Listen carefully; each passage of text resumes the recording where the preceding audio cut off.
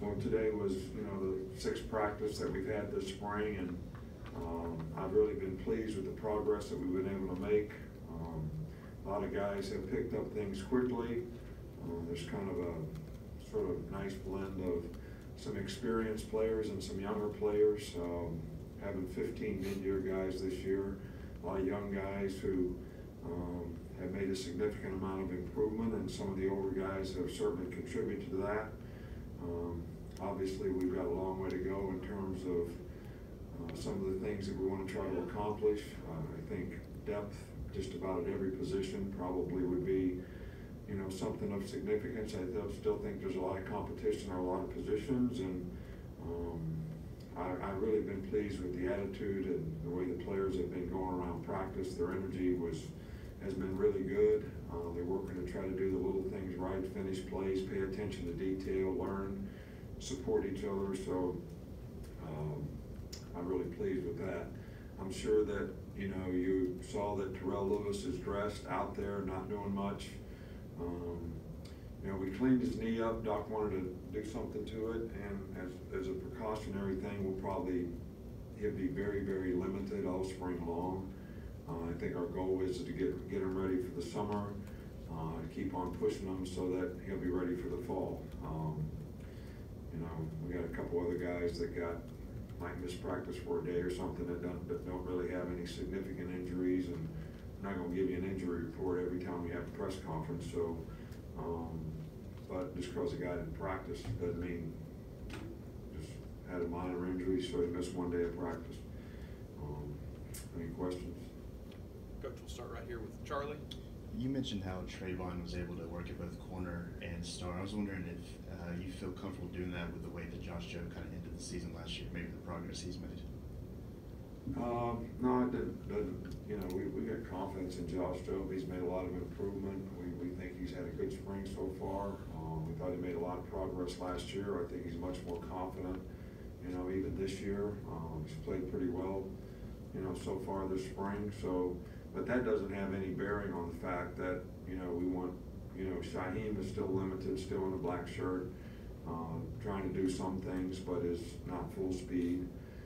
So, it gives us an opportunity to get Trayvon a lot of experience there. Last year, he wasn't confident in everything he's supposed to do. I think he's getting more and more confident, and I think it'll help add depth and give us more diversity in terms of who we can play where. Stay in the middle with Michael. Where have you seen progress in the offensive line, and where do you see things, or what is your goal for the end of spring for getting 5 in that position? Well, I think I've been really pleased with some of the young players that we have. They're obviously swimming.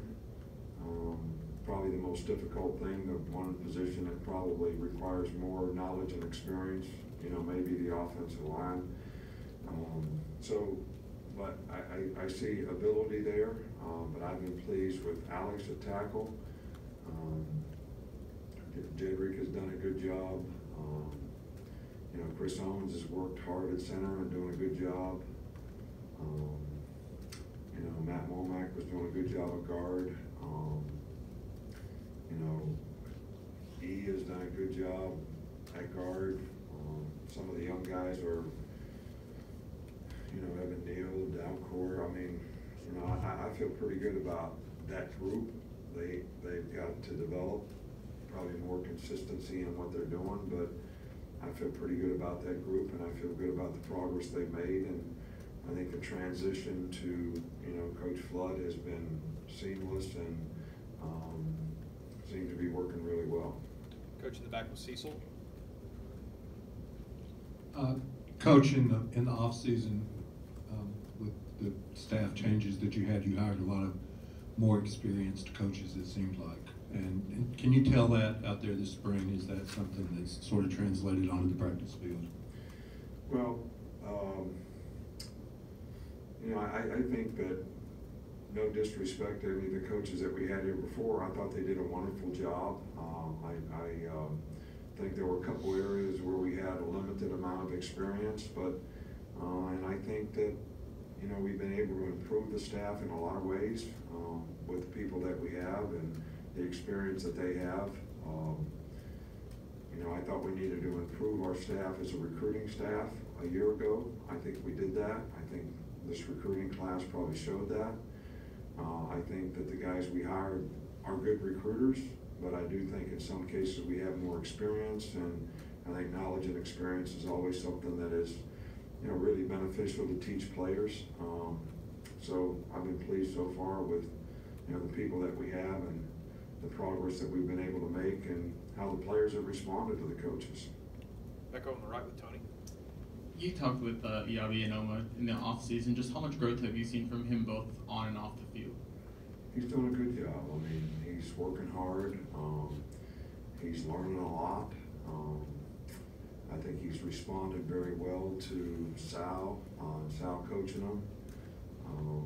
He's doing much better in school. Been really responsible to try to do the right things and respond to people the right way, and he's certainly making a very positive contribution to the defense, and I certainly think that that's our expectation for him, and if he continues this way, I'm sure he's going to make a huge impact. The other side with Rainer. Can you design an offense to better protect a quarterback? And given, you know, some of the injury situations that Tua faced last year, I mean, have you kind of reworked the offense a little bit, maybe to maybe reduce the exposure he might have to pressure and outside scrambles? No. I mean, we could 7-man protect every time and send 3 guys out so they could double cover them all, right? But, you know, to me, it's the responsibility of the quarterback sometimes to protect himself. We have to get 5 guys out in pass patterns and have 5-man protection. We have 6-man protection. We have 7-man protection. We move the pocket. And we're going to do the things that we think that we need to do to help our team win and help Tua be successful. You know, sometimes you got to know when to throw the ball away. When things break down, you can't make a play out of every play. You got to be smart about that.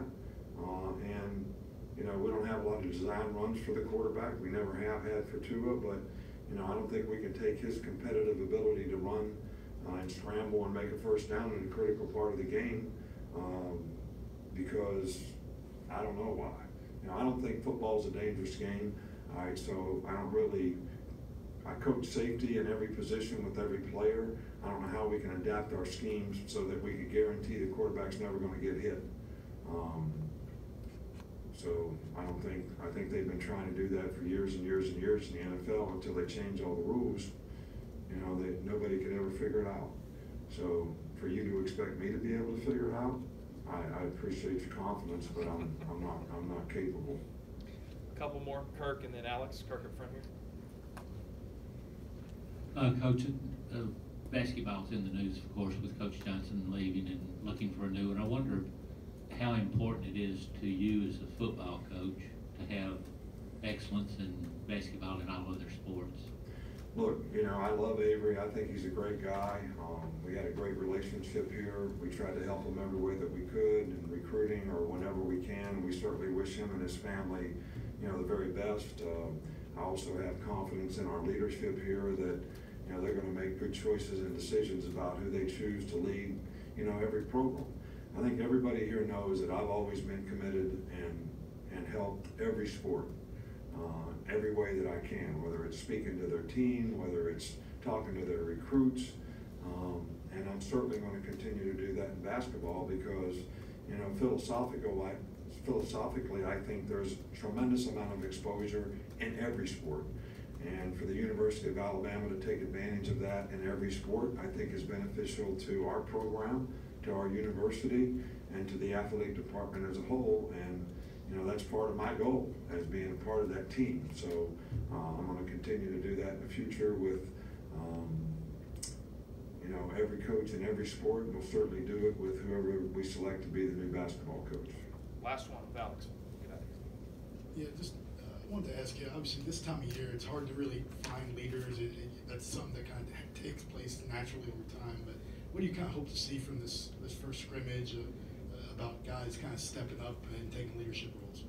Well, I want to see people take leadership roles every day. You know, you don't turn leadership on and off. You don't do it during a scrimmage and not do it every day. You do it on the field, you do it off the field. And, you know, the first part of that is you got to set a good example when you got to be somebody that somebody wants to emulate. And to be quite honest with you, you know, we haven't selected a leadership team yet, because I told the players on the team, you're going to have to earn your way on that by what you do on the field. And being a good player is not going to do it. Being a good leader is going to do it. And we've had some guys step up and do that. And, you know, hopefully they'll continue to do it by the example that they set, by how they support other players and try to help other players for their benefit. And, you know, but we're going to continue to try to develop it. We got a leadership, you know, seminar that we always have in the spring that we're going to have again this year. And but I actually do think that it contributes to a large degree to the success and failure of the team as to what kind of leadership you have on the team. So it's going to be important if this team is going to reach its full potential that we have good leadership, and we're going to work really hard to try to develop it. All right, thanks, Coach. All right, thank you.